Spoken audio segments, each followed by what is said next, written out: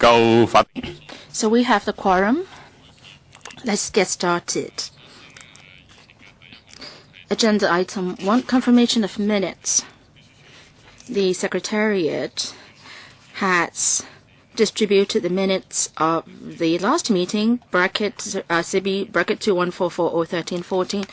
Any amendments or questions? If not, let's confirm the minutes. Christopher Chung, supported by Kenneth Lang. Let's confirm the minutes.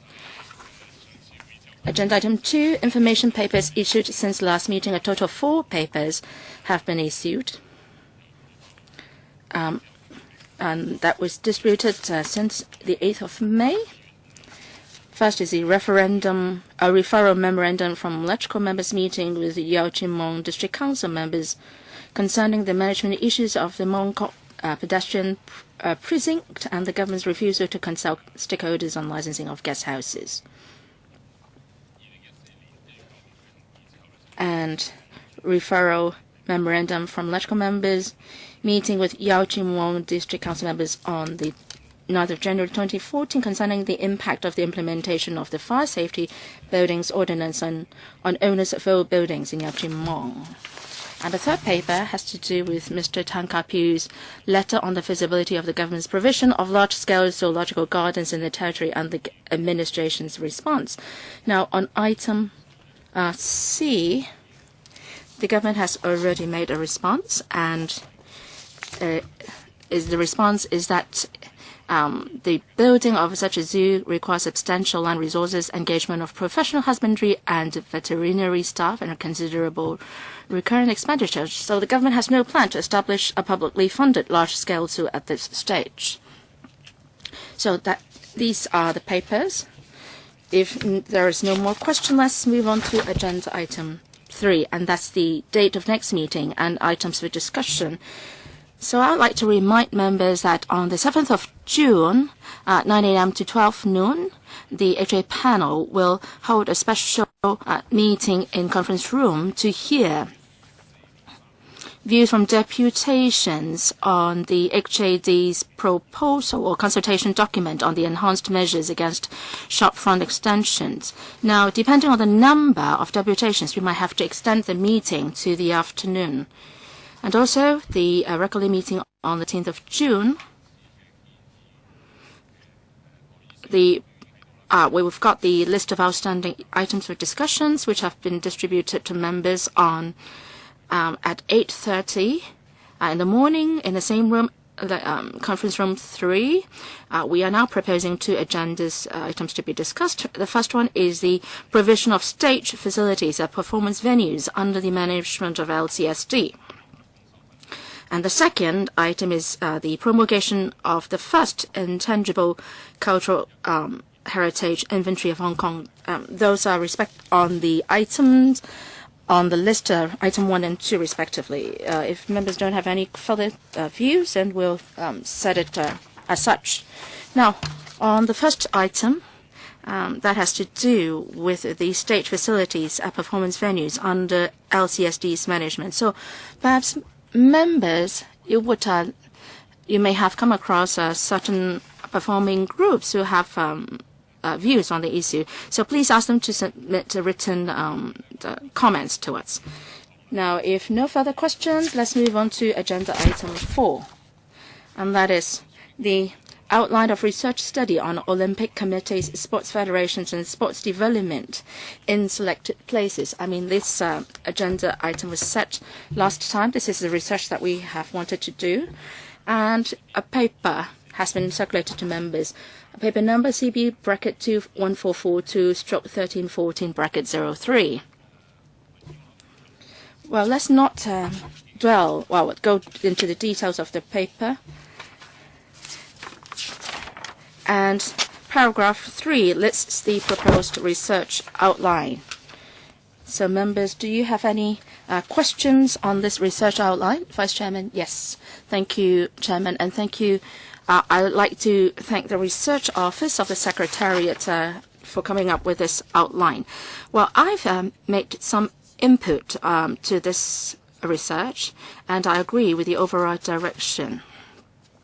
The Sports Federation Olympics Committee of Hong Kong, China, SFNOC, has been involved in a number of disputes, and we want to see whether there is any room for improvement. I agree basically with the outline, but I do have a few questions. Paragraph 2.2, it is stated that you've looked at 10 places.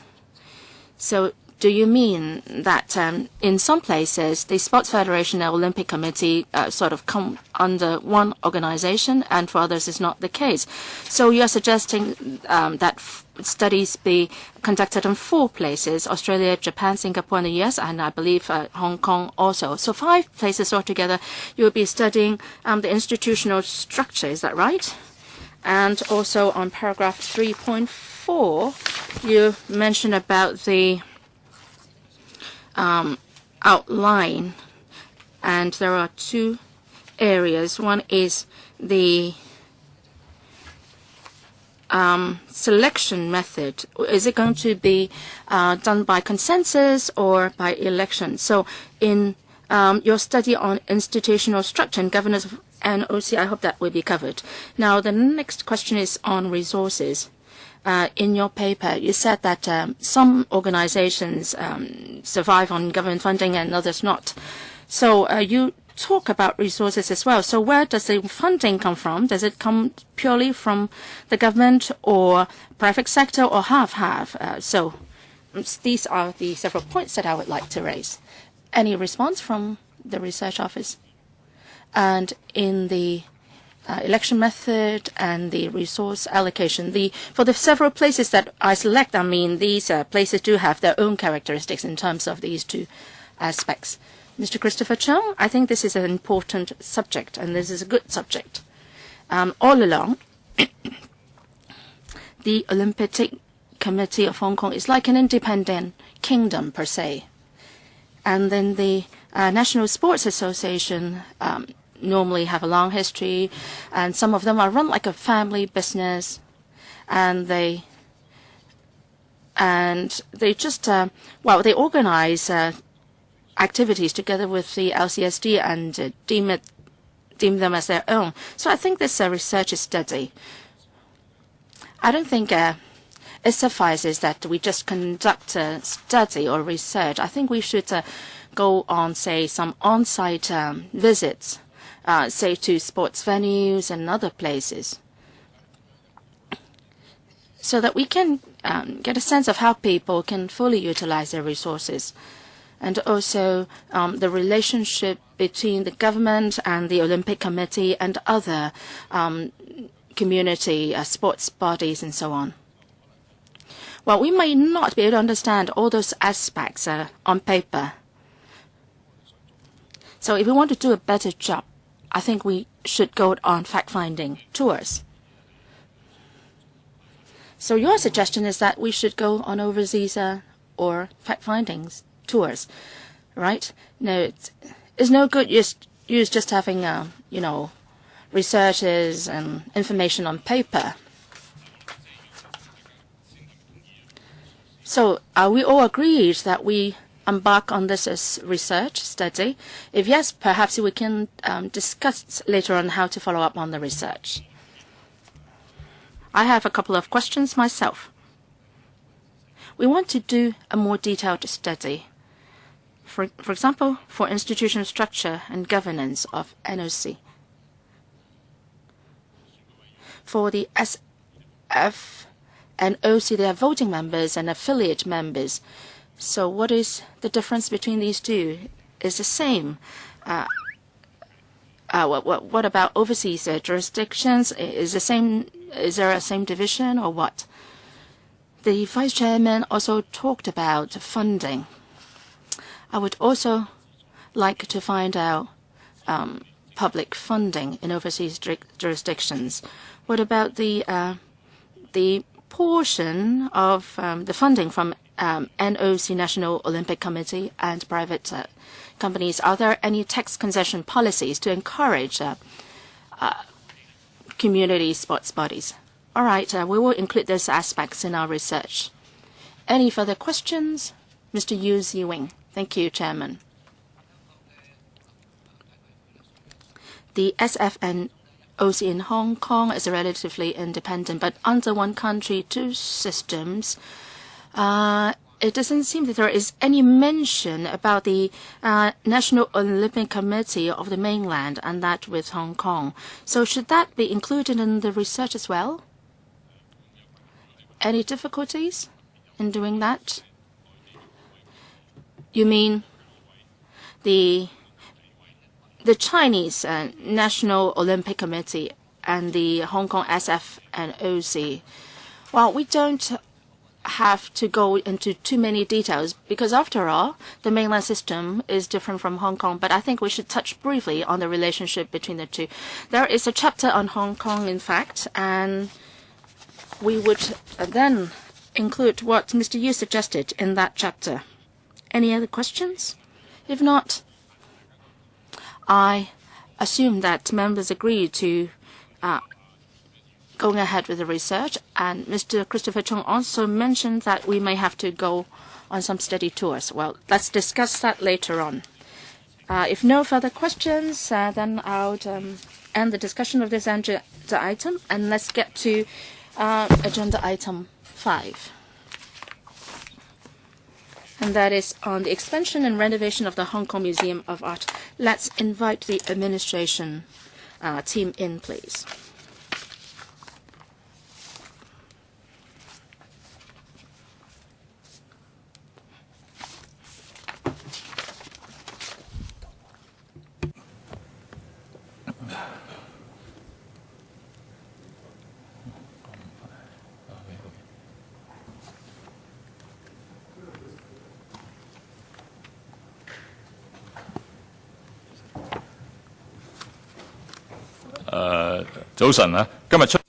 Good morning. Now, attending this morning's item, we have Mr. Zhang Dak-sing, Secretary for Home Affairs, Mrs. Betty Fung, Director of LCSD, Dr. Louis Ng, Assistant Director, and then Ms. Wong Yut Hua and Mrs. Alice Yu. So can I first of all ask Mr. Zhang to briefly outline the issue for us. Now, I believe you've read the paper, so I'll be brief. Now, for the museums managed by the LCSD, we have done some review looking at their directions of development and so on, as well as possible plans for improvement. We have consultations for stakeholders as well as members of the public. Now, the HKMA, now for promoting art in Hong Kong, plays a very important role. And through our studies, we are of the view that the HKMA has to be expanded significantly. Now, after the renovation, the floor space will increase by 40%, and you're going to have a new gallery for promoting local art. We'll also introduce international shows and exhibits, as well as to step up education in increased partnership, as well as donation of art items. Now, we are also proposing that this is going to be a long-term development, and then there will be new designs to outline and highlight the special characteristics of the HKMA. The new entrances will also improve people flow, and then the outdoor area outside will be some sort of a corridor starting from Salisbury Road to the gardens, stretching all the way to the outer area, so that the Tsim Sha Tsui area as a whole will have its landscape improved. Now, we plan that we can start work by the end of this year to be completed by the end of 2017. Now, during the period, the MA has to be closed, and then there will be other venues taking over, including office work to be moved. Now, but we will maintain constant liaison with members of the public and other necessary stakeholders. Now, we hope members will support us so that next month we're going to the PWSC and ask for funding. and so that the work can be expedited. And myself and the director will be most happy to take questions. Mr. Zhang, I have 2 questions. Can I first ask members who would like to raise questions? Mr. Chung, Mr. Leung, Mr. Chan, Ms. Yek, Mr. Yek, and who else do we have? Yes, and Ms. Sit Ho as well. So 4 minutes each, please. Mr. Zhang, I am in favor of renovation and expansion. Now, but for the timing of the expansion, I have 1 or 2 queries. Now, the work's to be completed by 2017, but there's going to be other pieces of work to be completed by the same time, the M+ Museum. Now, so why do you pick this particular time? Now, why not put it back by a few years so that it can straddle different periods? Otherwise, in the coming 2-3 years, we're going to have very few exhibition venues. Now, secondly, now again, there should be different division of labor with M+. Now, collecting local items as well as looking at the present and into the future. But the HKMA will introduce the history of Hong Kong art. Now, but in recording the past, what is the division of work there? Now, for visual art history, we only have about 1 or 2 centuries. And how do you share the work with the contemporary focus of M+? There seems to be an overlapping of the time period or the era between the 2 museums. Chair, now, the paper also mentioned, and I've also outlined, now, well, during the closure and renovation period, though the exhibition and the other museums will continue to run, and we can move the exhibits around.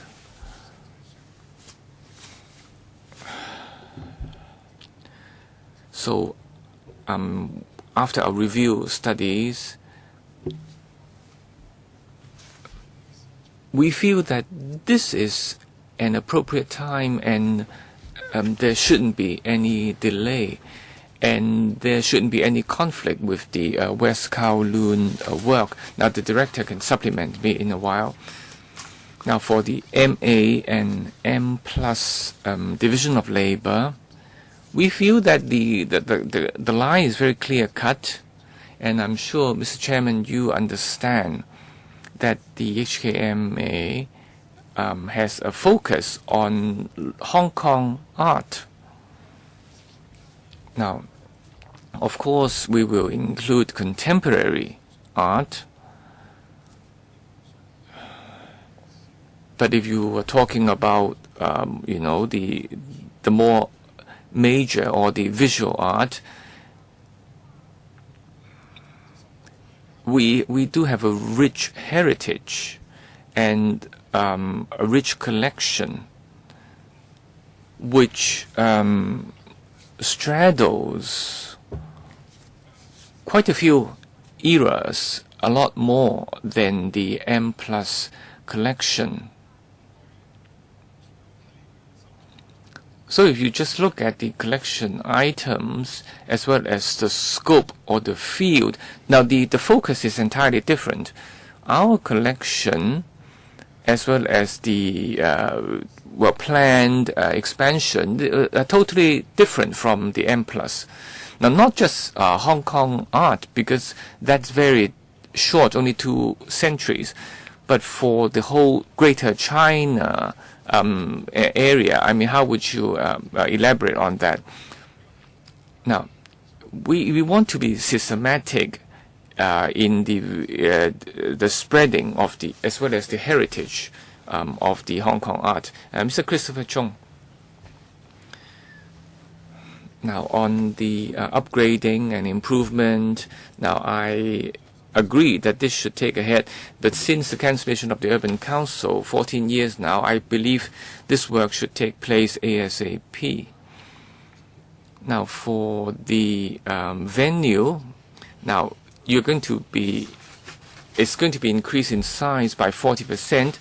Now, can you therefore have longer-term theme galleries so that people can go there, can admire those items or those thematic displays for a longer period of time? Now, for public art, and in fact, when it was done by the Urban Council, things were done differently. But here, for public art, there is a big demand for this. So we'd like to see more focus on that. Now, paragraph 22 on the relationship between M+. Now, I don't really see things the same as the secretary. We don't have too many visual art museums. In fact, there is no need for any division of labor. You do yours and I do mine. You just do what fits your description, and there's no problem if there is some overlapping. Now, the MA has a much richer collection than M+. So there is no need to have a division of labor. I can, or we can, have very good items, both locally and from overseas, and we have very close scrutiny of these items and purchasing, I'm sure. And we can see how M+ is really wasting government money. Now, if the division of labor is too clear-cut, is pointless. We should just follow our terms of reference. Director. Now, on the display area, we can have a 40% bigger area. We're making very best use of land, and we are having an extra story and very good use of the plot ratio. Now, for the mid to longer term display, we do have long-term display galleries for Chinese paintings and other historical paintings. They will be kept. And they're going to have a longer term with 8,000 square feet for Hong Kong art as well as history, as well as contemporary display. So we do have such longer term galleries. Now, for public art, we have done quite a lot of work these few years. Now, in the Salisbury Garden, you will see that a play area was turned into a square, and every 6 months there will be Hong Kong artist works displayed. And outside the main entrance in the future MA, there will also be a public display of public art. Now, apart from that, in Oil Street, there will also be such a public display. So this is my answer to Mr. Chung's question. Mr. Leung, I support the expansion as well as the proposed development. And there will be more people taking part in the work of the MA. And of course, with a more spacious area, more items can be displayed. Now, I agree with Mr. Chung that we don't have to worry too much about division of labor with M+. Now, if there is a very clear-cut division of labor, there's no need for expansion. Well, with expansion, that's because there is greater public demand. And if we divide up the work, there would be no need for expansion. So I support the proposal. Now, I'd like to ask the department. Now, the expansion work will cost 800 million, taking 3 years. And this is not really a work of art, but also ancillary venues like a coffee shop. And it should look very artistic and all the rest of it. Does it really take a coffee shop to have such artistic ambience? Now, you're going to invite public tender, and it has to be a coffee shop, am I right? So I would like to know more. Why do you pick this coffee shop? Now, on the refurbishing period, during these 3 years, many of the items will have to be moved. Now, and including sculptures. But where to? Now, you are going to hunt down places for displaying these items. Now, will they be going to all 18 districts? Well, it would be a good thing if you can do that. For example, in Yuen Long and Tin Shui Wai, the district council has produced sculptures very much admired by the public. Now, I hope that these famous sculptures will be enjoyed by the local people. Thank you. Perhaps I'll defer to the director to tackle the question. As regards the cafes and the souvenir shop, I think these are ideas mooted by myself because I asked that the museum be revitalized and all that. So as for sending arts works to different districts, in Yuen Long we will be building storage house for the arts items. Director, please. Thank you, Mr. Leung, for your question. If we look around museums worldwide, the catering outlet is an important part. We hope that HKMA can, in future, attract visitors from all over the world. And visitors do need catering services. Now, the cafe at the museum now operates with poor quality because it was open up for bidding, and the operators committed little resources to operate the cafe. So after the renovation work, we would be again putting up this cafe for tender, and in the scoring system, we will attach high importance to the quality. Now, as for sending artworks to different districts, we will continue to do that, and already that is taking place in some districts as well. Mr. Raymond Chen. I support in principle the expansion of the HKMA. I have several questions for the government.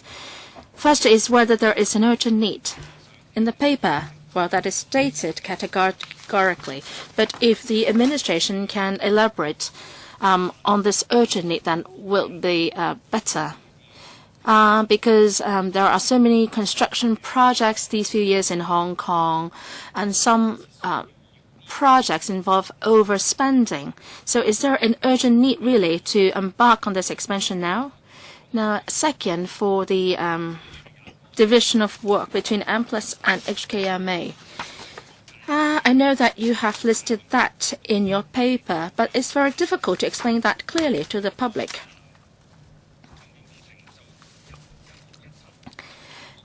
So the renovation works will be carried out from 2015 to 2017, and then in M+ will commence operation in 2017. It will be hard for the public to tell the difference between the two.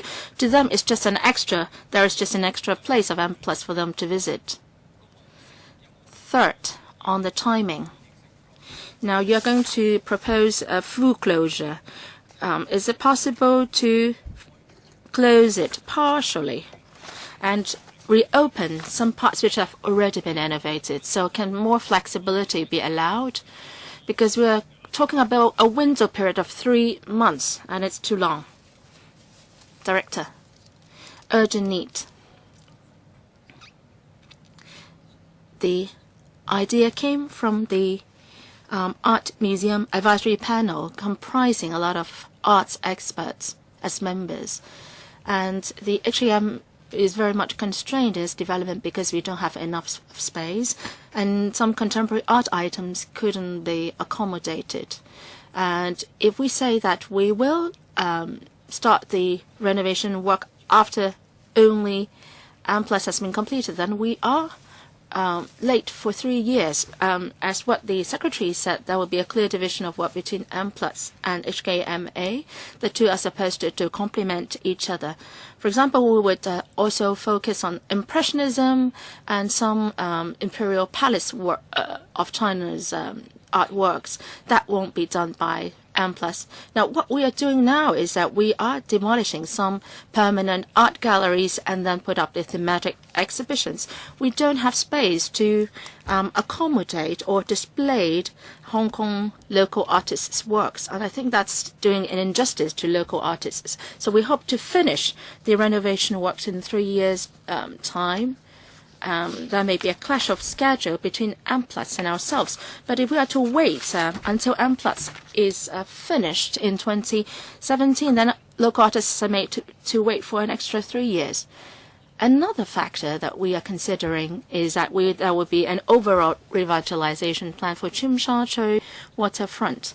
Now, we are having the Salisbury Road Art Square as our first piece of land for revitalization, and then the Avenue of Stars, and then the HKMA. So we are doing this as part of the overall plan.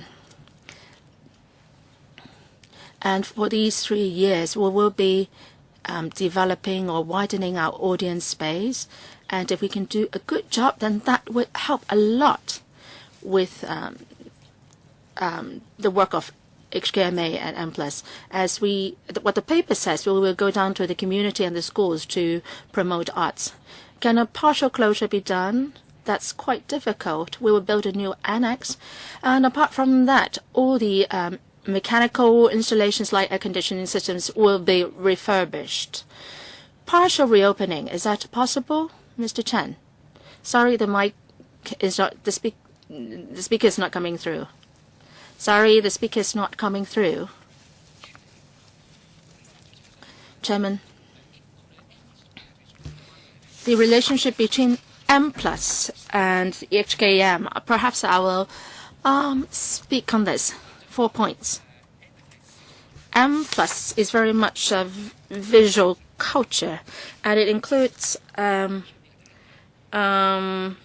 architecture, design, and moving image, and that's not for us. And M+ focuses on the international arts community, and HKM, Hong Kong focused. M+ does it with a thematic approach. For us, we are focusing on history. And the fourth is M+ focuses on contemporary art, and we look at the art history as a whole. Mr. Frankie Yick. Chairman, I've heard your views and Mr. Raymond Chan's views. I'm not against the proposal, but I think it's a matter of priority. Everyone talks about the vast amount of construction projects here in Hong Kong. So should we wait till M+ is completed before we proceed with the work? In paragraph 6, it says that there is an increase in number of visitors from 2010 to 2013 and 36% increase. So I don't know about the occupancy rates now for HKMA. You've given us the figures for the past 3 years, and you attribute it to the 6 blockbuster exhibitions. What are the visitor figures for these exhibitions?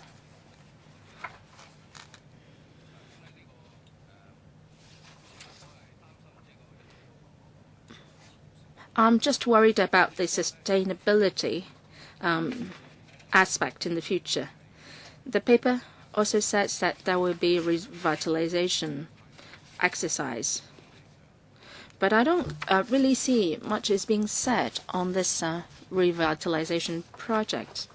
And you must have enough content, and you must have interactive elements in your exhibitions that will attract people. But what we are seeing is you're recladding the facades, and you're adding extra entrances, high-end dining facilities, and so on.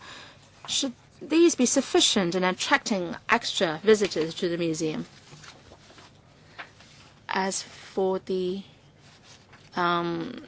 detailed content of the exhibitions, I defer to the department to address it. I thank the member for raising this question. We do understand that there are a lot of infrastructure projects going on in Hong Kong. In terms of materials and workers, we are facing shortage. We are well aware of that. But from the perspective of promoting art and culture, I hope to solicit members' support to convey this message to the community.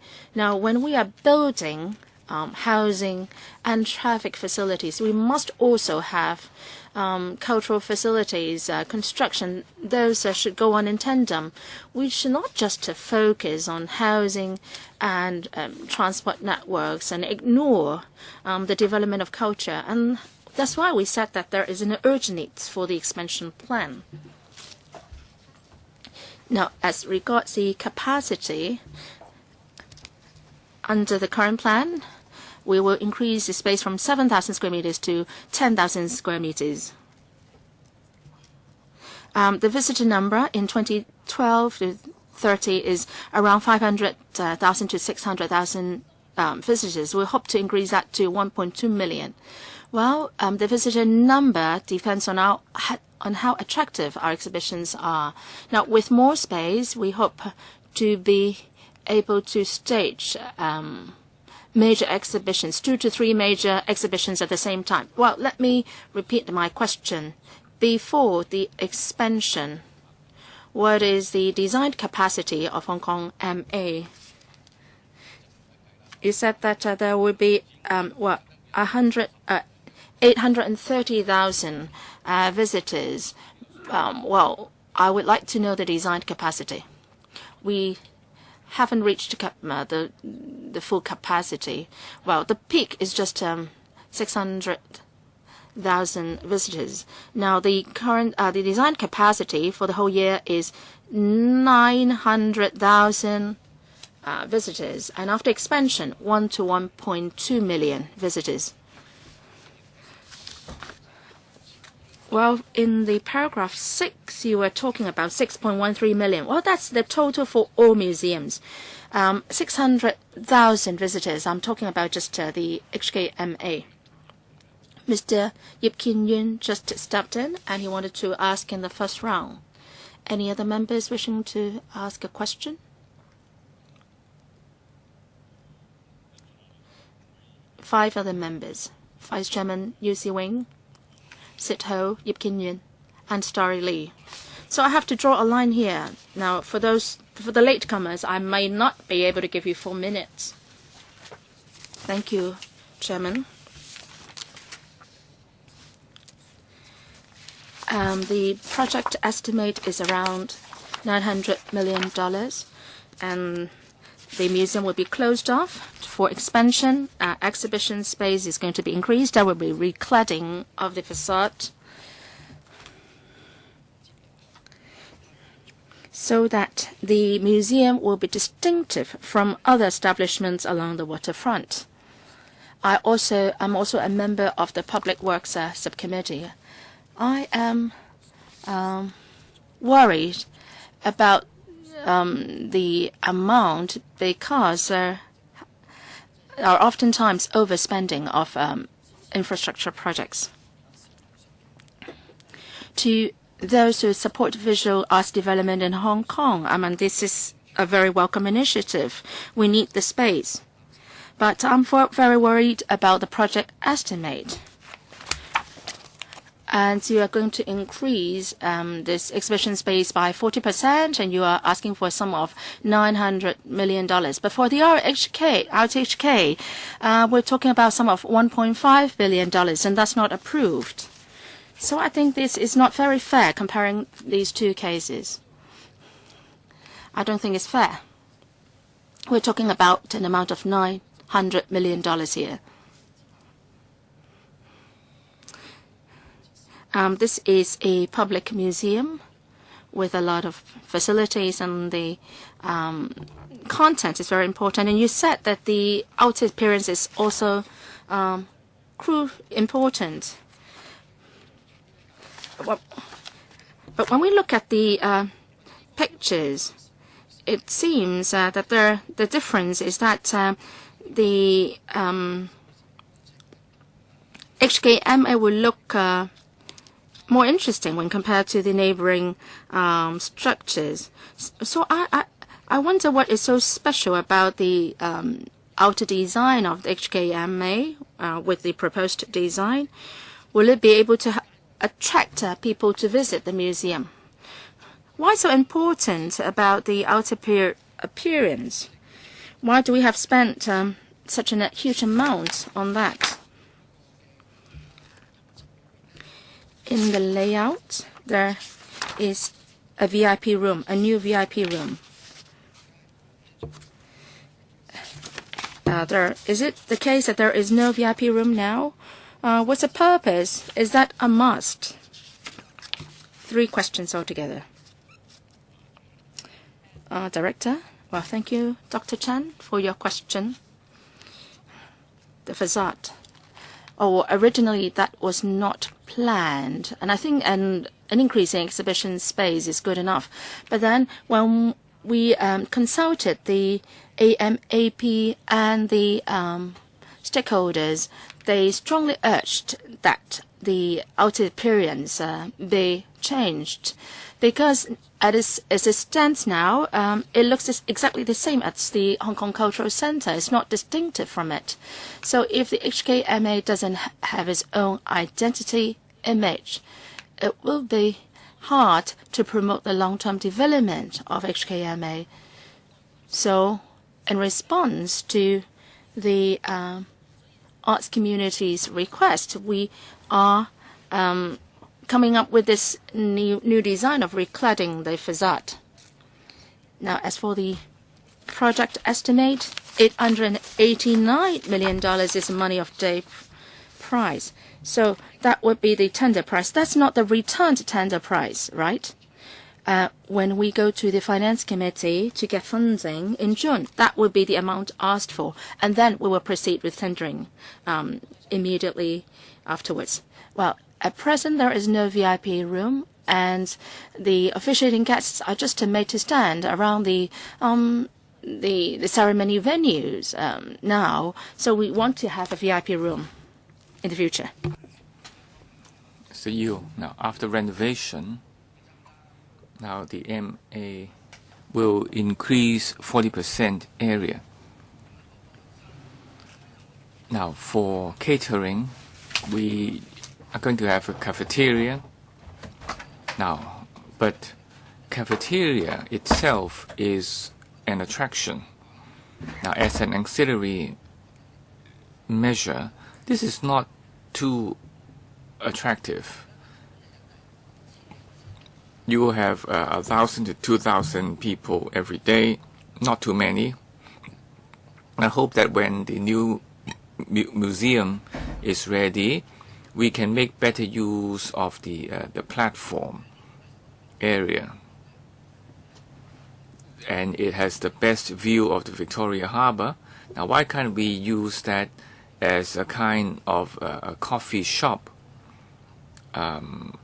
for in the morning or in the evening, people can sit there and enjoy the view of the harbour. Now, secondly, now the Avenue of the Stars has many people there, and there's a shortage of toilets. Now, here in the MA, there is no provision of toilets, and people have to pay to get into a toilet. Now, in your new design, can you incorporate some public toilets for the tourists? Director, maybe I'll speak on the toilets first. Now, the HKMA has more space for the public. The ground floor lobby, there will be free toilets there, and also toilets next to the cafeteria are better than the current provision, where you have to pay for the before getting there. But for the deck or the first floor platform, or the terrace area, I'll defer to Dr. Ng. So, yes, that's right. Yeah, please tell us more. Yes, we want to allow people to get into that area free of charge, and we're going to open that for display, and the public can enjoy the view of the harbor. But part of that area, we have to work through the security measures, and if possible, we'll certainly take on board your suggestion and open it to the public. Now, the location of the 3 decks is really a very precious area from the tourist point of view. Now, I hope you can seriously consider that and not waste such assets. Yes, Chair, we definitely will consider that. Now, on the flow of people, now people coming to the museum, very often they would focus on one area. Now, 80% of the 1,000 people would come in the afternoon. So the capacity would have to take that into account. They would come during certain rush hours rather than being spread out evenly over the day. Yeah, but that's true the world over. And Ms. Sit-ho, I welcome the renovation because it can increase the area for display of art. And, well, many people are already criticizing that this is not looking very nice at all. And now with the improvement, then the appearance will certainly look better. And we can make good use of the fantastic harbor view and to use glass panels more, allowing people to enjoy the Victoria Harbor. Now, the interior, the exhibits will also be improved, I hope. Now, in paragraphs 20 and 21, it says that when the museum is closed down, there will be more time for the personnel to liaise with schools and so on. But these are work you should be doing anyway. Now, I have talked to the director. Now, in Korea, they have a cultural center, which looks to us as a major competition. And they take a strong interest in what we are doing.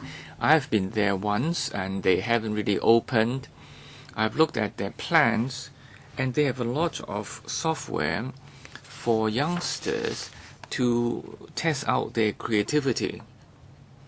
Now, here we're talking about a museum of art, which straddles the centuries, and there may be a need for classrooms and workshop venues for students, and maybe even for West Kowloon. Now, this is a kind of interactive action for youngsters so that they don't just receive things passively.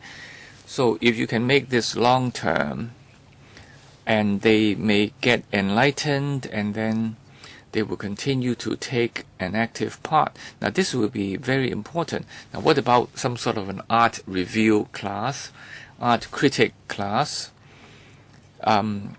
or even for language critique? We have a shortage of such provisions. Now, they have a literary kind of gallery, but for art, we have a shortage here. So, artistic critique is something we can do more. So I would like to just focus on this point. I would like to ask the Bureau to consider doing something more than passive reception. Can you do some sort of a workshop or a classroom so that students can, do planning and for exhibition and ask students to be volunteers so that they have, first-hand experience about what it is like to work in a museum. Now, I welcome the idea of cafeteria. Now, any kind of artistic venue should have a place for people to rest. A tea room would be great, I think. When you're talking about art from the past, and particularly Hong Kong is rich in Chinese heritage, and you have the teaware museum very much welcomed by the public, so a tea room would be a great idea. Any response? But I don't think you have time. Okay, so the government will take on board these suggestions. Yes, the renovation of the MA is needed, and it will help to improve local art. There will be more venues for display, so it's a good thing. Of course, we are concerned about the cost. Now, Ms. Ho mentioned the point which I totally share. Now, after the renovation of the MA, we should be able to do more in terms of education. Now, we look at our target audience. Now, there will be many adults visiting, obviously, but what about children and young people? They may also want to take part, and they may be interested in different exhibits, unlike the adults. Now, the young children have a totally different interest, and they have a different angle perceiving these items. And in the process of just looking and appreciating, children would enjoy interaction, some sort of games, for example. So they have a role to play, as it were. So in terms of hardware, can you do something more? Now, for example, looking at very young children, kindergarten age, and then maybe teenagers. And even these two groups, they would have different interests. So how do you prepare or attract them in terms of improved hardware to help these people enjoy the museum experience? Now, Ms. Ho has already asked quite a long question. I hope the director can respond. Yes, thank you. Both members talked about artistic education and interaction. Now, at the moment, it is pretty passive, and people come here as a group and so on. But in the coming 3 years, during the closing down period, we're going to go out to the districts through different channels of display and talking to schools and so on. We hope to achieve interaction, and we'll be able to know more about what children and youngsters need. So 3 years from now, we hope to be even more interactive. Now, you asked about hardware. Now, in the rooftop, we have a special story for contemporary art display, and then a 200-odd square meter venue for children. Now, in overseas countries, for example, you would see youngsters expressing their creativity. So we want to have a designated area for that purpose. Now, for activities, and to respond to Ms. Ho's question, we again want to learn from overseas experience,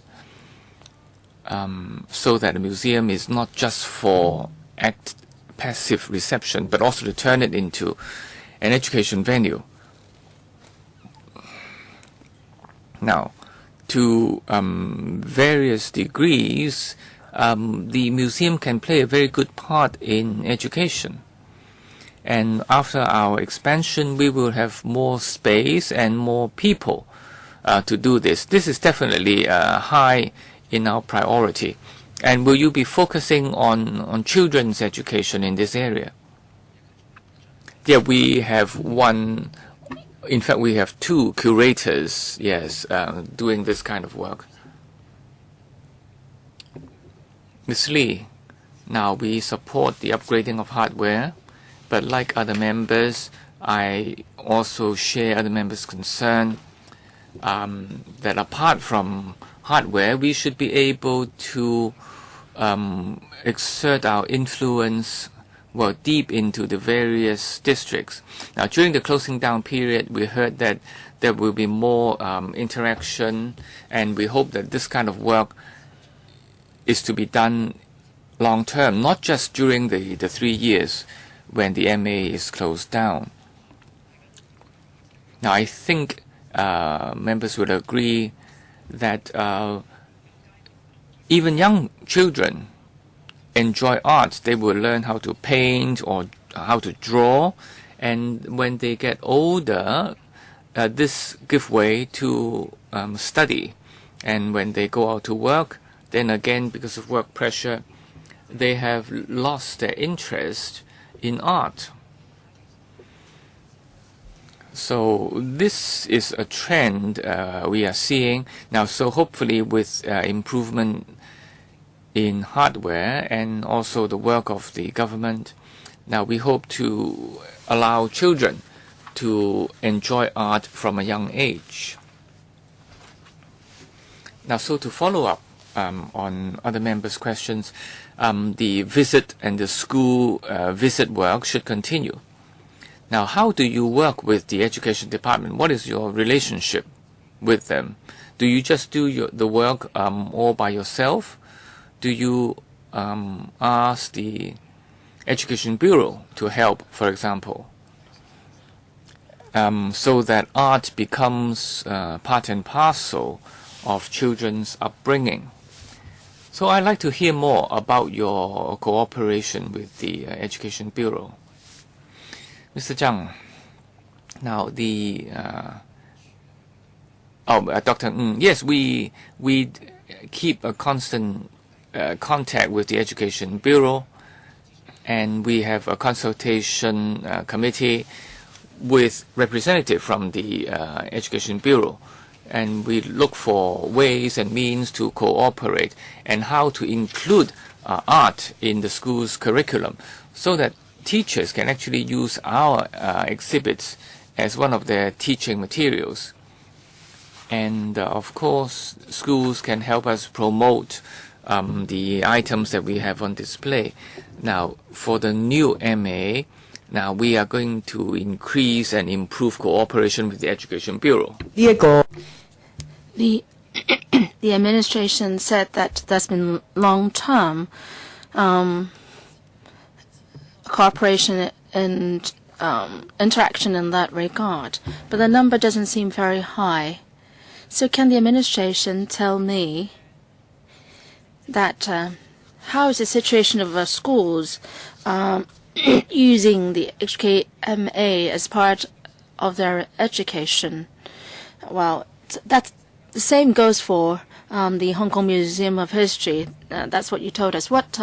How do you assess your performance in the past? Many schools actually visit the HKMA, but on a long-term basis, we want to sort of deepen our work in that regard. We can do more work on arts critics and so on. And second, we would also like to focus on the understanding of arts as a whole in Hong Kong. And we also want to groom talents who can participate in the arts in the future. I've drawn a line after Ms. Story Lee.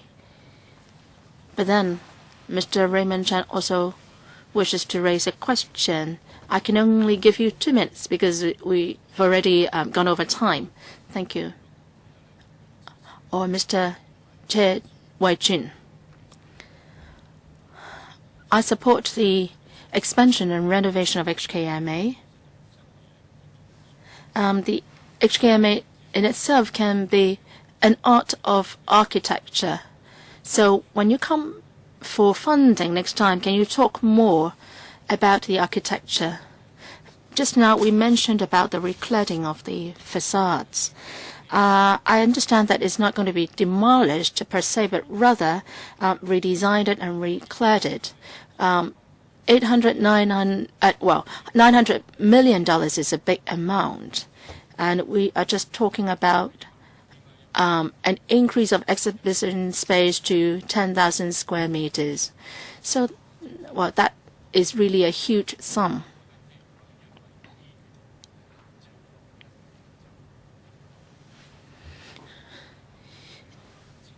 If we can have a more outstanding appearance, then that would be best because it stands right by the waterfront.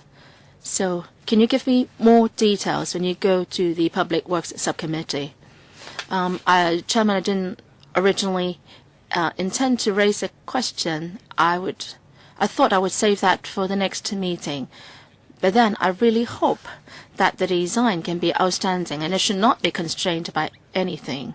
So because we're talking about a closure period of a long time, so let's make the best use of this renovation exercise. We've considered how best to facelift the museum in its outer appearance, and the members have our aspiration to turn it into a new cultural landmark. But after considering many factors, including its structure, existing structure, the existing conditions of the facades, the condition is really very good now. So can you make it brief? Sorry, because we've gone over time. We want to enhance the transparency of the building. Perhaps we can give you details later on. I am going to end the discussion of this item. Sorry, Mr. Wu Chi-wai, when you stepped in, other members have already spoken. Before we conclude, I'd like to seek members' views on whether you will support the administration in submitting this proposal to the PwC in June. Mrs. Ho, yes, I support that. But I would like to have further information. After the renovation, what are the facilities in the building? Because the information is not detailed enough now. I believe that the details will be known when we go to the PwC. Let's adjourn. Let's end the discussion of this item. The next one is the proposed upgrading of the principal executive officer post to senior principal executive officer post in the LCSD. Attending the discussion of this item is Mr. Chang Tak-seng, Secretary, and Director of LCS, Mrs. Betty Feng, and also Departmental Secretary, Ms. Phyllis Leung of LCSD. The Director, please. Thank you. This paper seeks to upgrade the PEOD1 post to SPEOD2 posts, and he will become an Assistant Director, Administration 88. There are several reasons. First, the administration division's work has become complicated in the past 5 or 6 years. We are the fourth biggest department among all government departments. An increase from 7,400 to 9,200 this year, because we have new facilities built, and we are turning some NCSC staff to permanent civil servants these few years. 2,500 new recruits in the past several years. So with regard to the training and recruitment work, personnel management, the work has become more complicated and the workload has also increased. After the abolition of the LegCo and ERPCO, the LCSD has been reviewing the mode of service deliveries and also the structure. Many SCS have been turned into civil servants, and there are still several reviews going on. And that includes the music office and the stage management, technical staff, and the provision of film programming archival services. Reviews are still going on. And we hope that there will be a more experienced colleague to help complete these reviews. And we want to reduce the number of contract staff in the future. In terms of capital works projects, there is now a planning section, and it has 2 principal EOs reporting to the LCS director herself. Now, the arrangement is not ideal because we are dividing up the work among the different districts and different divisions. If there is an ADA overseeing all the coordination works for all the capital works projects, then it would be better in terms of the planning of such works and also in terms of information coordination. So based on these reasons, we hope to upgrade the departmental secretary post to an ADA post. I hope to get member support on this proposal. Any questions from members? Mr. Tony Chair, Wu Chi-wai? Anyone else?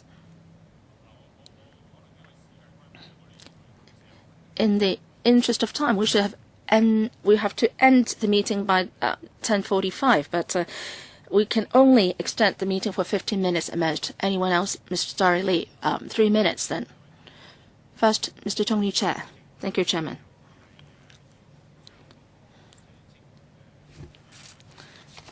For upgrading the post, if there is a need, then I would support it. But I don't fully understand the situation. In paragraph 4, it says that it sets out the needs for upgrading it to an ADA. Now, in point A, it talks about the recruitment of civil servants. From 2006 to 2014, there has been a number of civil servants recruited. But is this sort of ongoing for a long time sort of exercise? There may be 200 plus civil servants added in the past 2 years. Second, about the organization reviews, but that have been going on in the past 2. Towards the end of paragraph 3, it says that the many reviews have been completed. That's towards the end of page 1. But so it means that even if for a post of a lower rank, he or she has completed so much work. So she's been doing a good job already.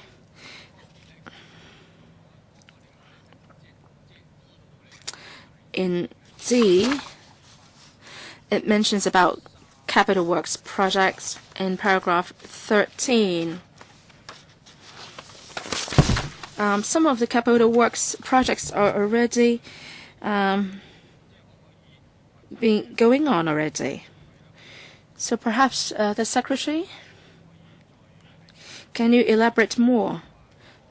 Lastly,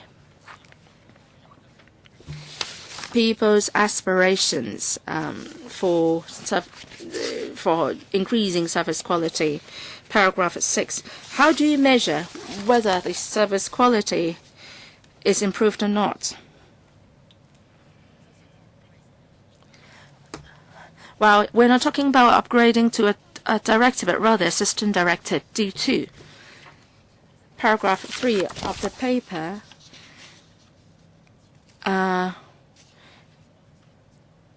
we're talking about after 2006, the LCSC was established, and there were many administrative reviews completed. At that time, that was undertaken by a D3 post. Now, after the reforms have been completed, the D3 post has been downgraded to a D1 post. So from 2006 to now, 2014, the colleague next to me, she is a PEO, and she assists me in undertaking all administrative duties of the department, and there's nobody else to help me out. So the list of projects listed here are going on, and there are now 60 capital works projects in the pipeline. The largest one project is a cross-district community cultural center in Mong Kok. And this is a major large-scale project, involves complicated planning, more complicated than just a sports center. Can you do some comparison?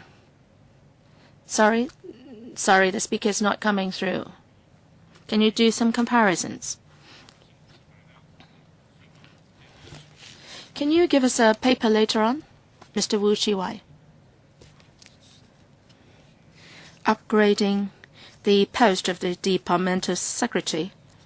That is based on the fact that she has to oversee quite a number of staff members and capital works projects. And there is also a major organizational review within the department. I think the director, you must provide the relevant information. What are you talking about when you refer to organization review?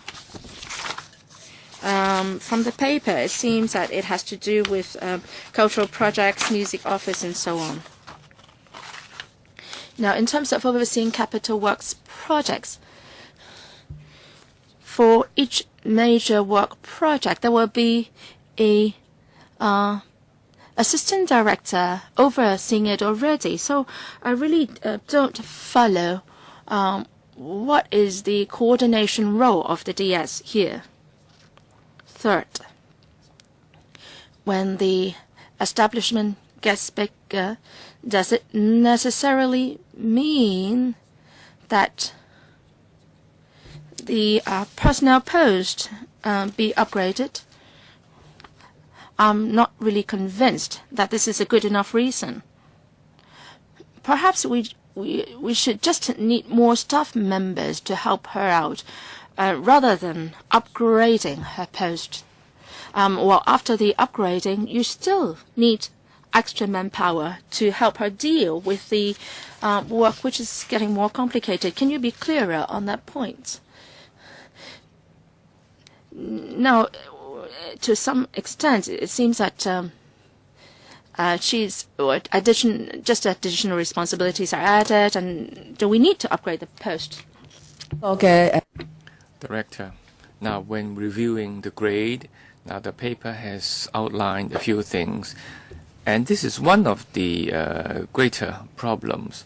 Now, for library and museums, we have existing grades to allow contract workers to move over. But why did it take so long? Because it was so complex. But can you tell us that work can be done with the increase in the ranking?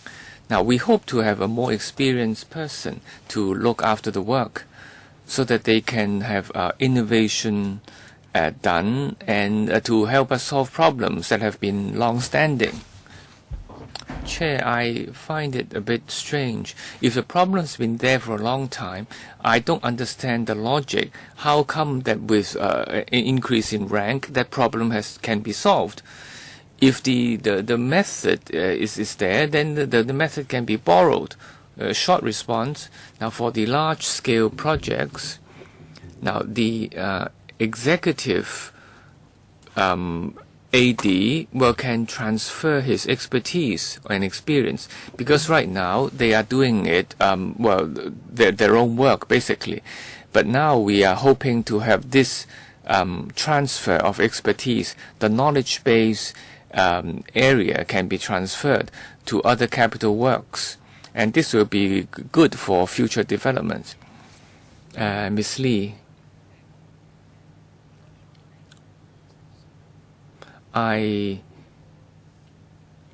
have a trust in the department that the increase in ranking will help to overcome the complexity of the work. Now, but can you tell us how, in more specific terms, the work can be done better? Is it because the interdepartmental work can be improved? And secondly, I like to know well, because we've heard your report now on the PR monitoring or human resources monitoring. Now, we can sense the pressure that you are facing, especially the frontline staff. Now, for example, in the Kowloon city, there is a noise nuisance issue, and I can see that the ground staff, they are having a really difficult time. And I heard that you will not have any increase in number, but rather, well, maybe a shrinkage. But maybe my understanding is wrong. You may actually increase manpower so that work can be done more efficiently, especially for the frontline staff, so that the district work can be done even better. I can see that the frontline staff are really busy and they have difficulty getting enough resources. Now, I did not say anything on well, keeping the numbers constant. In fact, we have increased our staff number by 24%. And this will continue in future whenever new work is needed. And we are also looking at, well, improvement in ranking. So when we are having a new park, then we will ask for more manpower. Now, this assistant director, now for capital works, he or she can liaise with EMSD and other government departments. Because if you have one person dedicated to the job, it's better than the work being shared by a number of people. Now the question is, everybody is doing the same thing, and then the architectural services department, for example, is liaising with different members of our department. If we can have one person overseeing everything, that would be good. Okay, now we have time. Well, we have to draw a line here. Well, can I ask any follow-up question? I'm sorry we have overrun because we have another agenda item. Now, before I close this item, I want to ask you, members, whether you agree that this item be handed over to the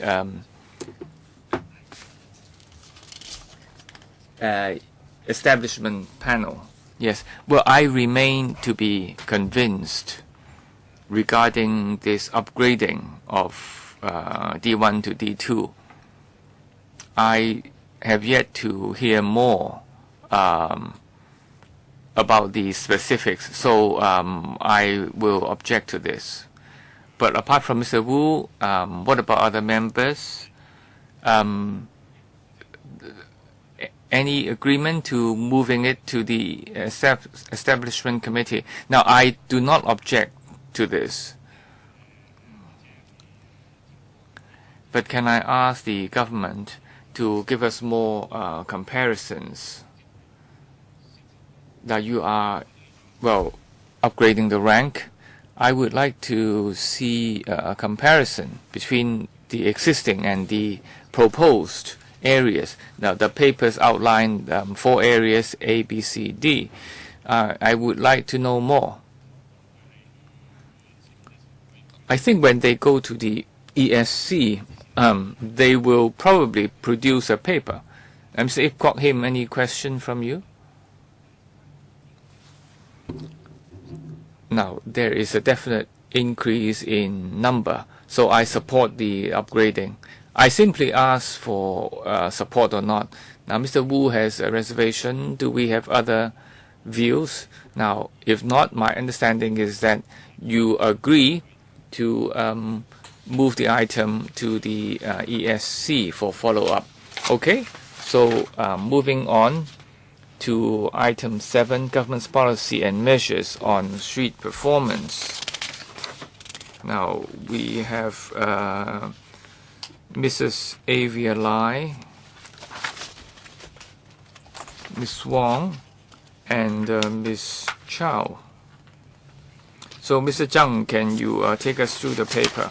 Okay, I'll be brief. Now, one of our policy objectives is to promote art into the public domain, and that's why we have various activities, and we also provide funds for the 18 district councils to promote artwork. And the street arts performance belongs to one of these areas. Now, the problem to be solved is the proper arena. Now, we have Sha Tin City Hall Plaza that can be done or used for performances. So this is some sort of an open stage scheme, and this can be done without any disruption to traffic or nuisance to the public. Now, we have also Tsim Town Hall, and then other galleries or theaters also have open air activities. But streets are public facilities, and picking the proper streets is not easy when there are so many busy roads in the territory. Now, we have proposed a number of places where such performances can be displayed. Now, we have discussed this item for more than once, and we do not see any clear consensus. So today I'd like to listen to your views, and then we'll take questions. Now, can I ask members who would like to raise questions? Chen Yun Han, Chen Ka Lok, Mr. Yek, Mr. Ho, Mr. Ma, Mr. Ip, Mr. Cheung, Mr. Wu, Ms. Lee. Any more? So there are 10 of you.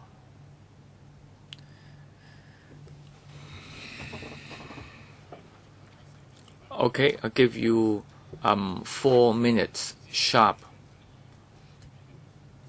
And the latecomers may not have 4 minutes. Chen Yun Han.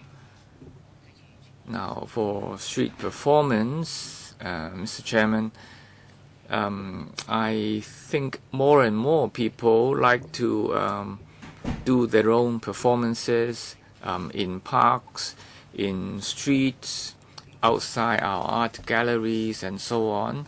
There are more and more people taking part, and the government is more passive.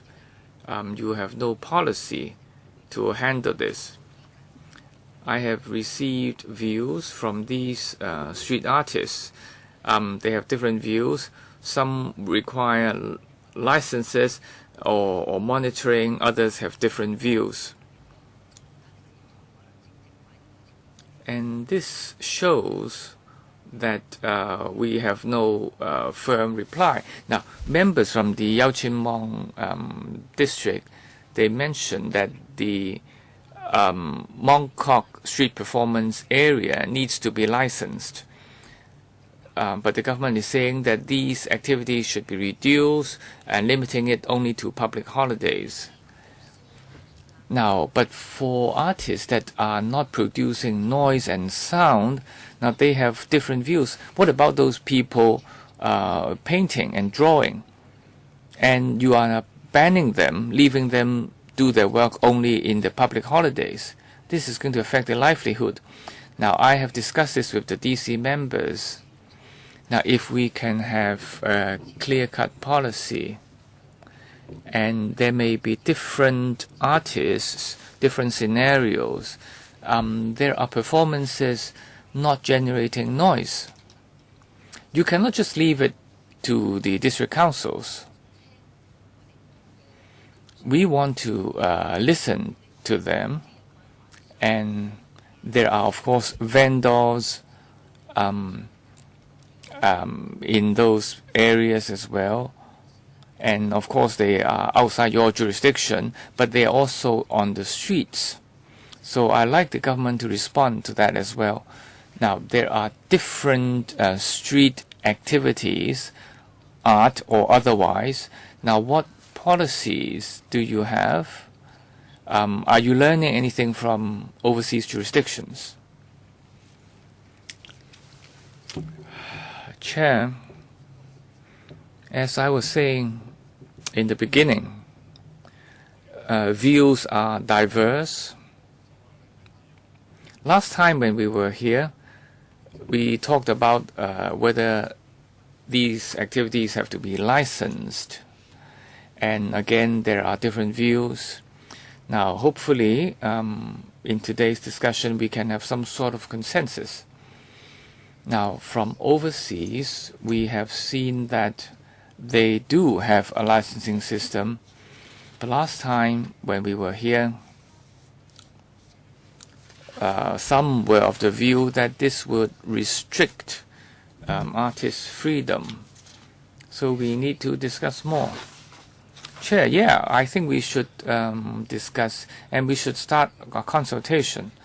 Not because we have different views and then we remain stagnant. Yes, some are against licensing. Now, okay, they have some young people, they have hidden agenda. And for industrial buildings being taken up by other housing estate or property work, they are unhappy about this. Now, I hope the government would pay attention to this, because different people have different requests, and we should really follow this up. Now, I have said it, we are running out of time. I'm giving you 4 minutes each. This is going to lengthen the meeting for 15 minutes, and if you overrun further, this is going to affect the following meeting. So please cooperate. After the last one, Ms. Starry Lee, Mr. Raymond Chen has also raised his hand. I can't guarantee that he will have time. Next one, Vice Chairman. Thank you, Chairman.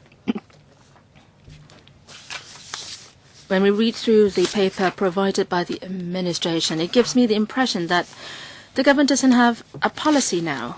So in terms of implementation, it's going to create a lot of difficulties.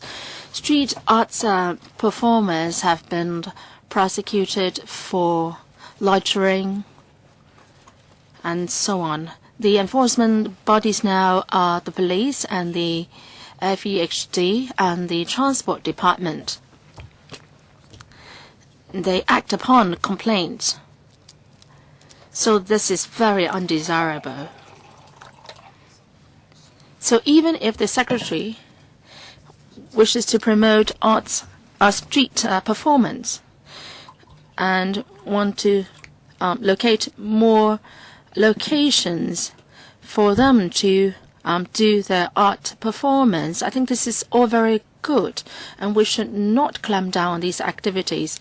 So without a legal framework, the government departments are just acting on complaints.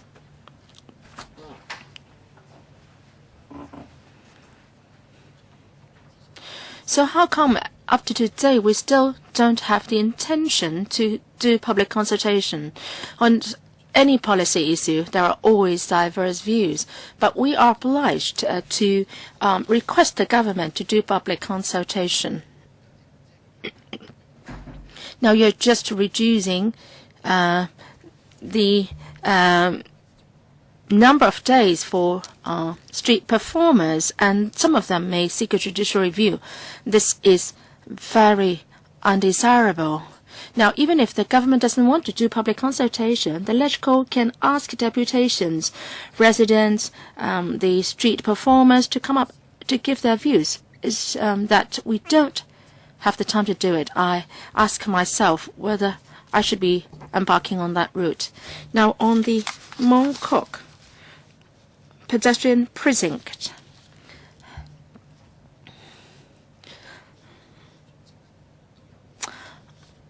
I have received some comments from street performers in that area and submitted them to the government.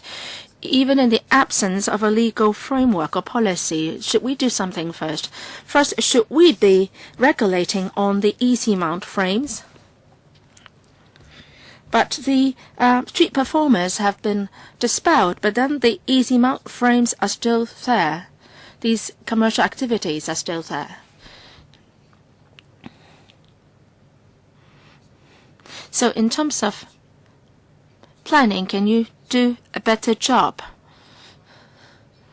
Asking the street performers, say, to be performing in areas outside shops instead of residential buildings. So the street performers should also be asked to measure the noise level they emit, and they should also be asked to be supervised by shops and residents nearby. But then the Yaoqing district officer is not doing anything because there is a lack of the government policy. So this is very undesirable. So what can I say in 4 minutes? So my question for the Secretary is, when will you start the public consultation on street performance?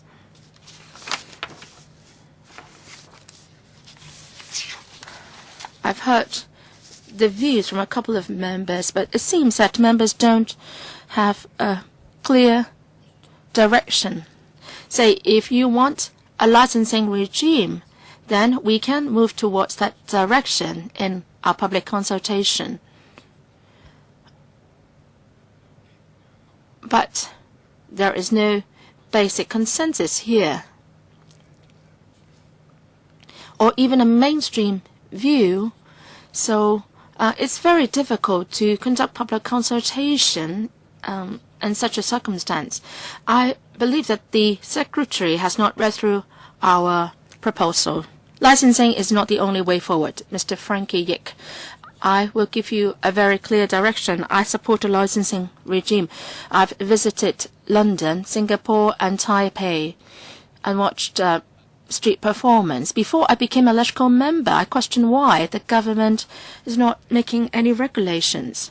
You can't just go by a first come, first served approach. You should have a licensing scheme, and you list out all the areas where street performance is allowed, so that different street performances can be performed at different areas.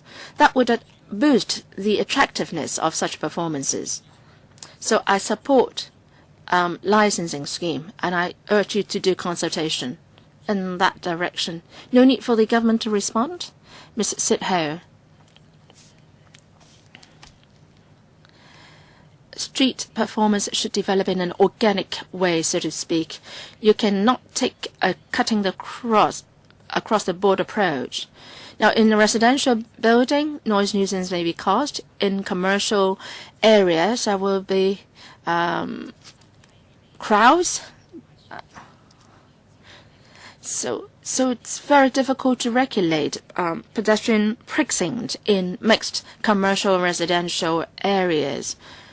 And the noise created may adversely affect the residents there. Say in commercial areas, in Chim Tong, in Central, you should adopt the most lenient approach. Now, outside entertainment building in Central, there are amateurish groups which are performing really quality programs.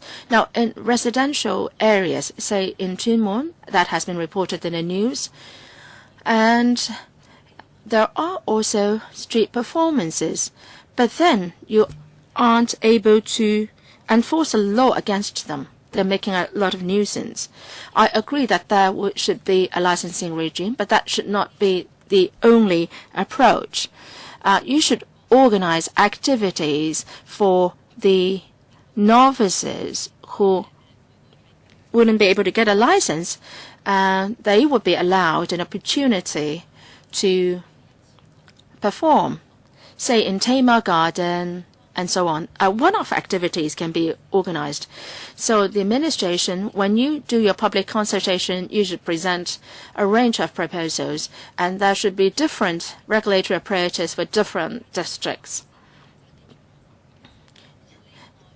So apart from licensing, you should also provide opportunities or occasions for amateur groups to perform.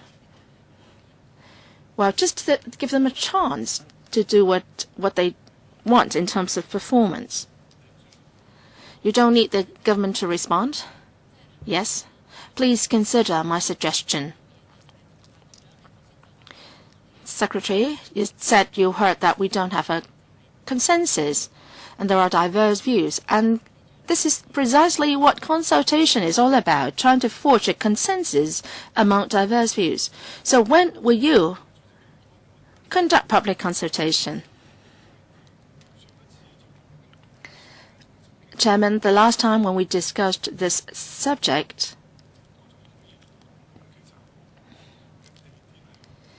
we said that there may be performances in different areas.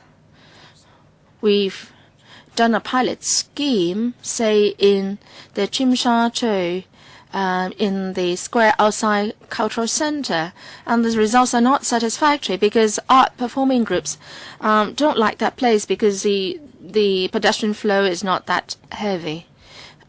We also consulted district councils. There are DC members who are enthusiastic in promoting street performance. And we asked for locations, specific locations. And for the Mong Kok Pedestrian Precinct, there are different responses. So can a policy cover all areas, or should we be adopting different policy approaches for different areas? For commercial residential areas, stringent policy should be in place. But for other areas, a more linear approach is preferred. I represent the cultural and performing arts sector. On the one hand, I hope that the government can adopt a lenient approach. But on the other hand, Hong Kong has a big population. It's a small place. Now, if things get out of control, then that will be very detrimental to residents in a certain area. In the past decade or so, I visited many places. I watched arts performances, street performances. I went to the Edinburgh Arts Festival. There were some 20,000 performances and several hundred arts venues within 2 weeks. And there were very good planning in terms of the areas designated for certain programs. There was detailed planning, and every performance had to be licensed, and the organization was so well done. In some overseas tourist spots, there are also street performances, and there is a roster or schedule for different performances. In the same location, there may be over 10 artists and performing groups scheduled to perform there to avoid monopoly of the place. So in Hong Kong, we have to be flexible in our regulation. For different districts, you may have to set requirements on at certain time slots and the performing arts types. So say for a certain location, this particular group will be allowed to perform at a particular time. I haven't consulted the sectors on how to do it, but I think the system should be fair and a more linear approach should be adopted. Now, especially for audition, well, it's not, it shouldn't be the government who should do the audition. Rather, the arts sector should be asked to do it, to assess the standards of the arts groups. So I think this is an important policy area. And I think public consultation is crucial. So doing it by way of category of arts groups and categorization of the different dates and locations and so on. Well, if we are all agree on a licensing regime, then I'm more than happy to consider it.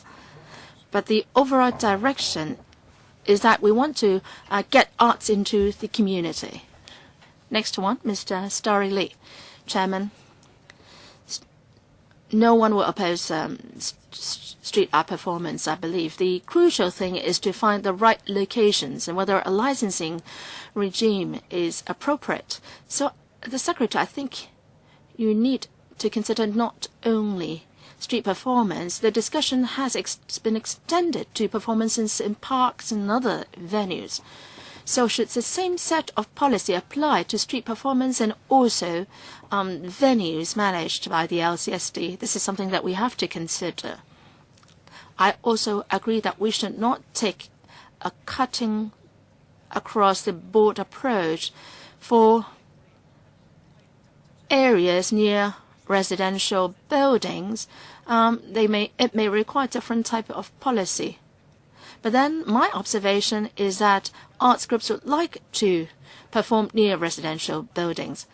In some areas, like the promenade along Kwun Tong Park, this is made an area for performing street performance. But people like arts groups don't like to go to those areas. They would like to go to the busy areas because there would be more audience. So I am for a licensing regime so that there will be guidelines for the performance to follow. But then licensing should not hamper arts groups' enthusiasm in doing street performance. If there is no licensing, well, in fact, some performances in parks have carry a pornographic element. So if we don't have a licensing scheme, what can we do? Now, the paper also says about the donations to street performances. This is happening in overseas countries. If donations are made by the visitors or the audience, then that is going to encourage the arts groups. But if this is happening, then there may be other problems. Now, if they want donations, they may be resorting to all sorts of tactics. If that goes towards sort of the direction of including some sort of pornographic elements, and that would not be desirable. So, Secretary, please consider, performances in parks are a social concern now, so please consider that as well. And also, street performances should not be causing nuisance to nearby residents on a long-term basis. Of course, we support street performances, but then if you are the one affected, then that's no good at all. And finally, of course, on law enforcement, now some performers, okay, they like art, they like to perform, but without any monitoring, and if you cannot enforce the law, there may be problem. Because otherwise, those who apply and follow all the rules are penalized.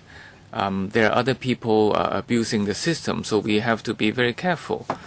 So, Director, I don't know whether you have considered these points. Yes, we have considered these points, and you will see that the issue is complicated. And if we are going to have a public consultation, it will have to be very brief, concise, only 2 or 3 points. But if this is so complex, and if you engage in a public consultation, it's going to be very, very complicated. Now, because it now involves art and culture. And as Ms. Lee was saying, If you say that this is performance, he will say that I am not performing, I'm only entertaining myself. And if people give them a red packet or licence, then what sort of enforcement can you take? I share Ms. Lee's point that the issue is complex. Now, for busy areas, commercial and tourist areas, this will have an impact on the type of performances. You cannot have a broad brush approach here. Now, I think we can only do it in phases. Now, for tourist and commercial places, this affects the overall reputation of Hong Kong. Now, if you don't want to see people begging or looking really untidy, and this will affect the image of Hong Kong. Now, I think we can have a pilot scheme using, for example, Central and Mong Kok, using pedestrian precincts as test areas, and try out the licensing system. Now, I have received a query on people who take pictures, who are photographers there on the Avenue of Stars, and there is a limited number there. So can you pick a few areas and then try out the licensing scheme? And then looking at the noise nuisance and or even light nuisance, and then you can extend the scheme to other parks. Now, I don't think you can do it with just a single method across the board. Yeah, I think that's a good suggestion, yes, to use a pilot scheme. Yeah. Now, I hope the various districts can propose locations for us, yes. Well, does the government have any study regarding locations where you have a suitable number of tourists? Now, for really touristy areas, there are already many activities there. I really have to consult the local people before going ahead. Mr. Zhang. Mr. Zhang, I don't think the issue is that complex. It's really pretty simple. Boils down to a few things. Now, street performers, some of them produce noise, some are quiet. Others want to be paid, others don't want to be paid. Those who are not paid and they are not generating noise, you cannot control them. They want to dance early in the morning, just singing, enjoying themselves. They're entertaining themselves, and you cannot control them. Now, there are overseas domestic workers. They want to enjoy themselves by dancing in a group. You cannot control them or monitor them. Now, but for those who want to be paid and they are generating noise, then these are the two groups you have to monitor and control and to have a license. And for example, every week they have to have their license renewed, and you have to specify the location, and it's up to them to decide whether to go or not. But some are just drawing and painting, then you cannot exercise any control over them. But for noise producing artists, you have to license them. Now, I'll give examples. In Tin Shui Wai, you can have a pedestrian precinct, and next to the the opposite the river side, and people are singing there, and you cannot do anything about it.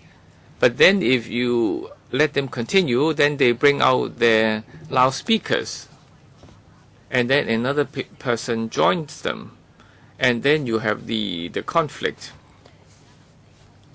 and you want to impose restrictions now. You may say that you cannot use microphones or loudspeakers. Initially, they did not like it, but now they accept it. But they cannot use loudspeakers. I think there are only two things: whether you are paid and whether you are generating noise. And if you want to perform, you give them a simple procedure and to get the license. And I think the licensing scheme is needed. Now, in Europe, for example, they don't allow anyone to perform from Monday to Thursday. And of course, those who are stationary and they are not generating noise, they can be there the whole week around. But from Friday onwards, then they can allow the noise generating performances. Yes, we have heard your views, but it's not really as simple as that. One would consider this to be a noise, the other would enjoy this as music. I guess we should take reference from other cities. I don't think we are more complicated than other cities. No, but I think we are a pretty congested city. Mr. Wu. Now, for art and its various formats,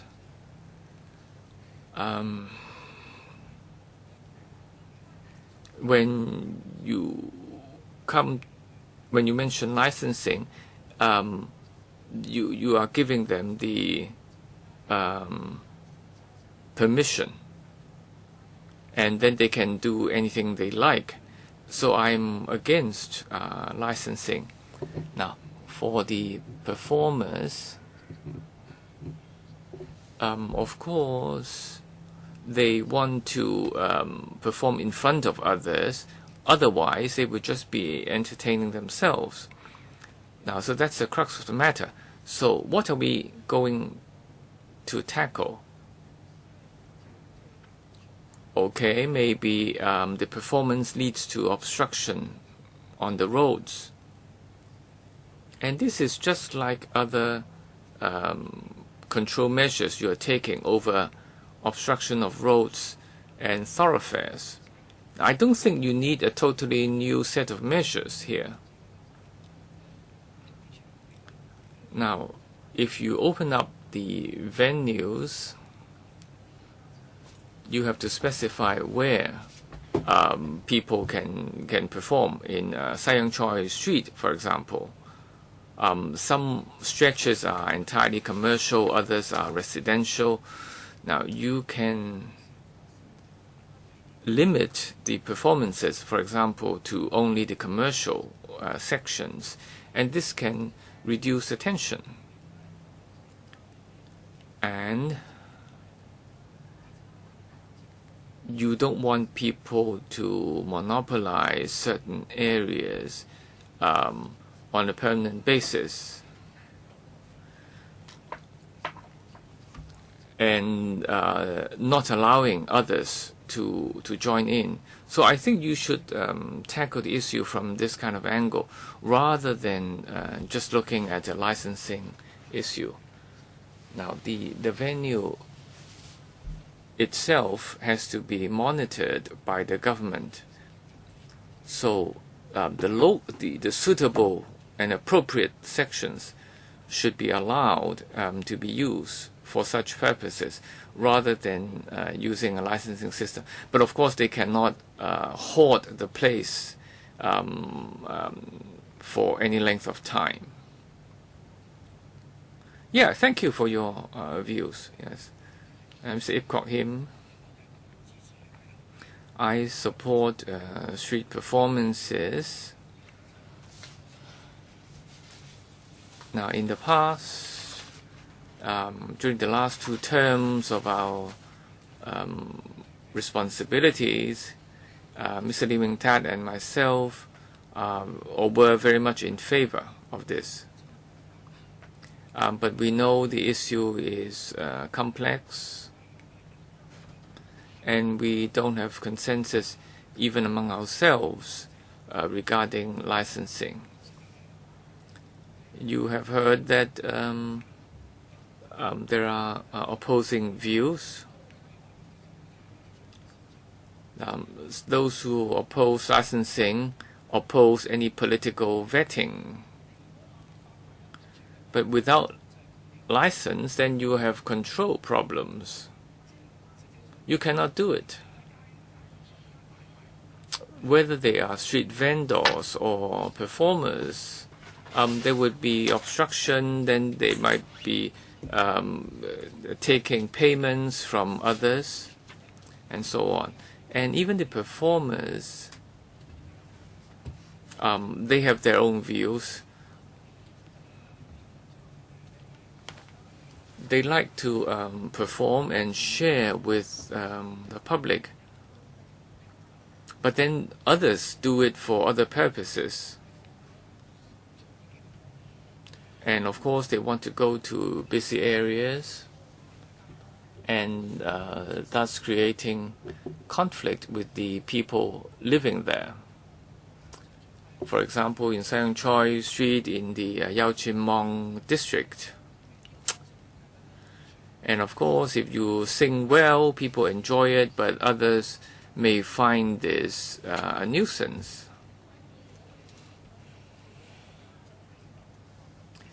Now, I hope to see more cultural sites shooting up. Now, those the corridor outside the cultural center, for example, might be appropriate locations, but those places have to be developed.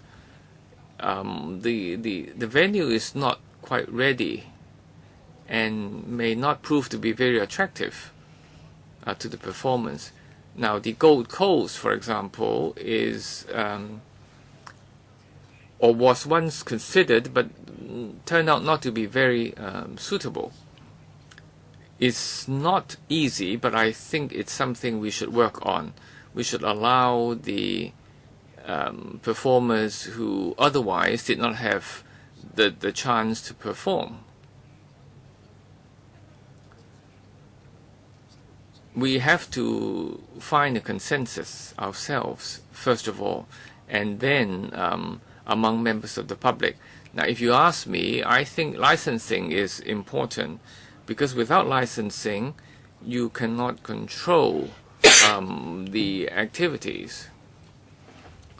But I know that some people object to this, but in any case, I hope the government can consider having more resources given for this area, and this might be easier in the longer term, because if you just limit the activities to busy districts, it will produce conflict. So, these are my views, and there's no need to respond.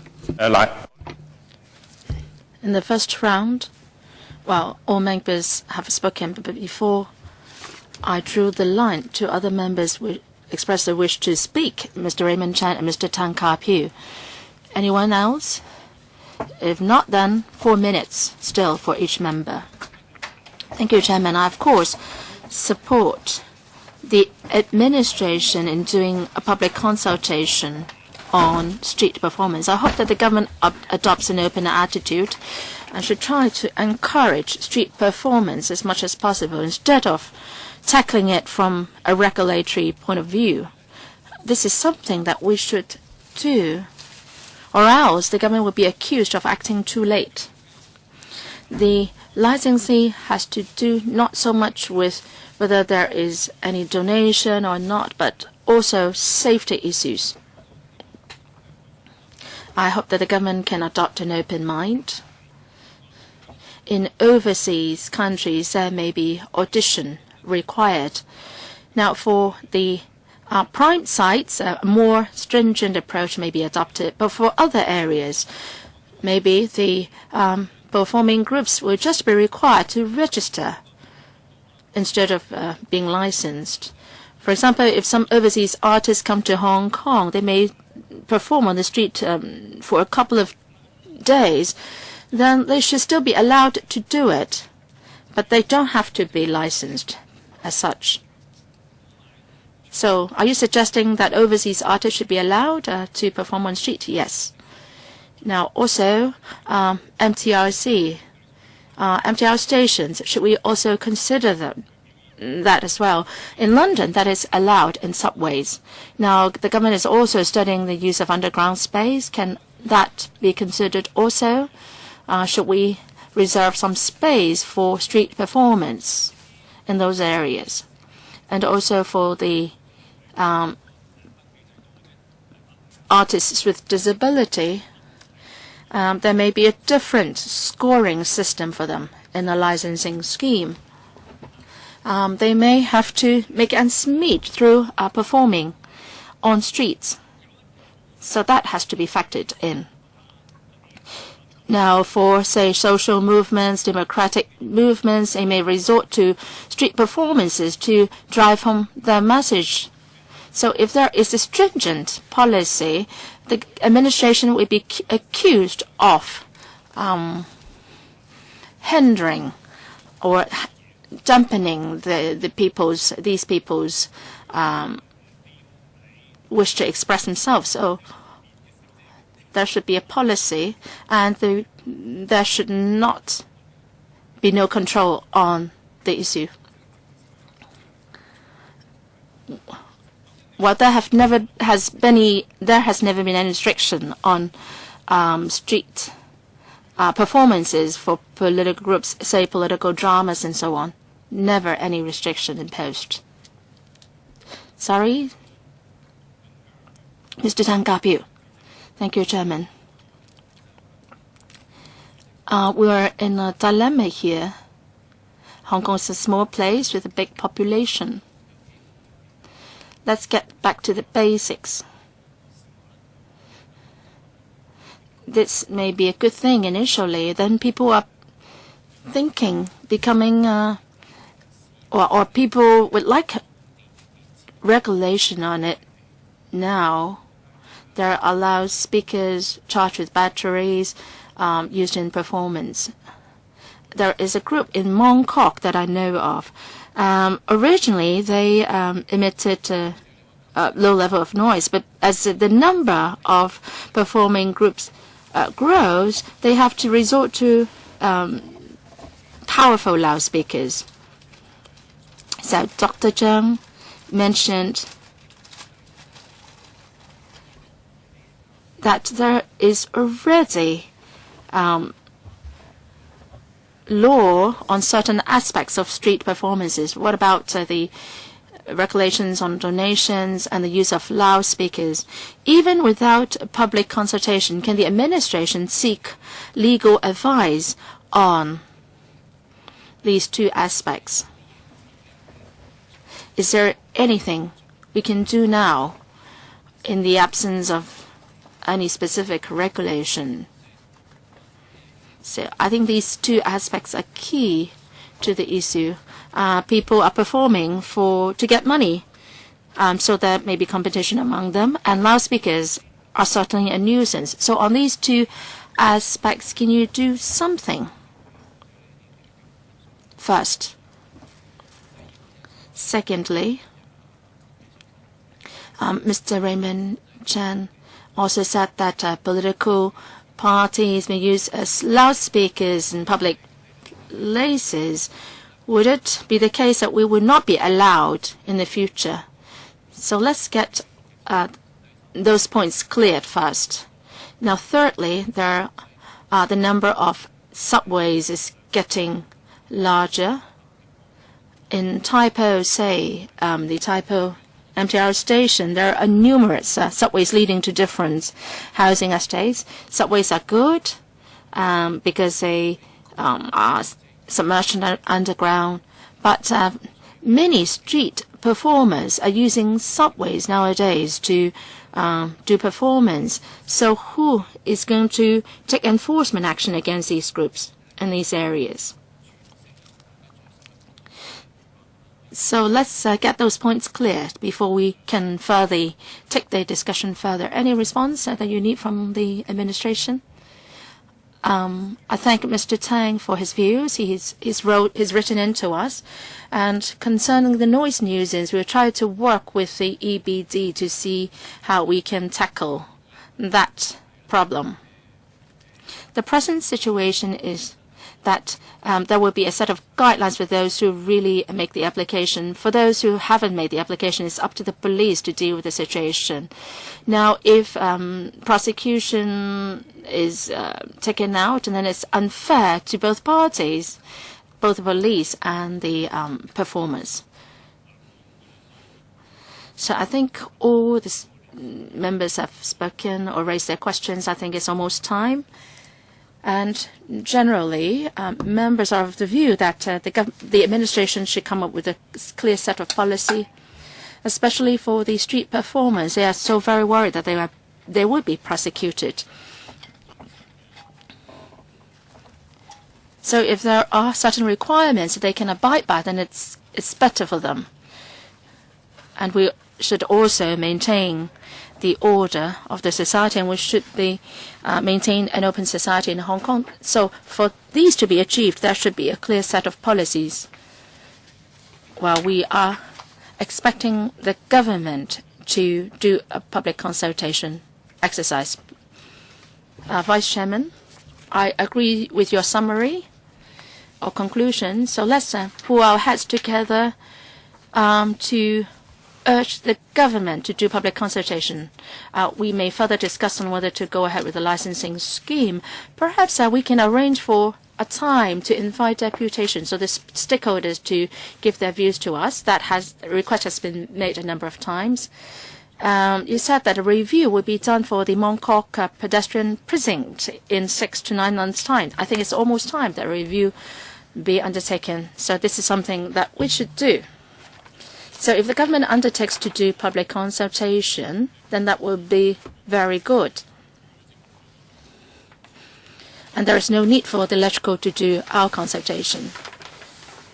And the administration said that there should be a direction to go by in doing public consultation.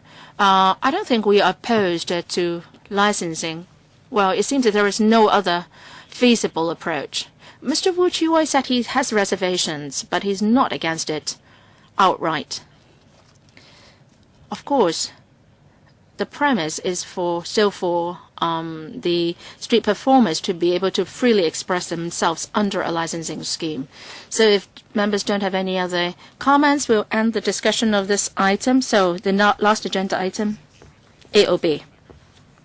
Any AOB? If not, I'll declare the meeting adjourned. Thank you very much.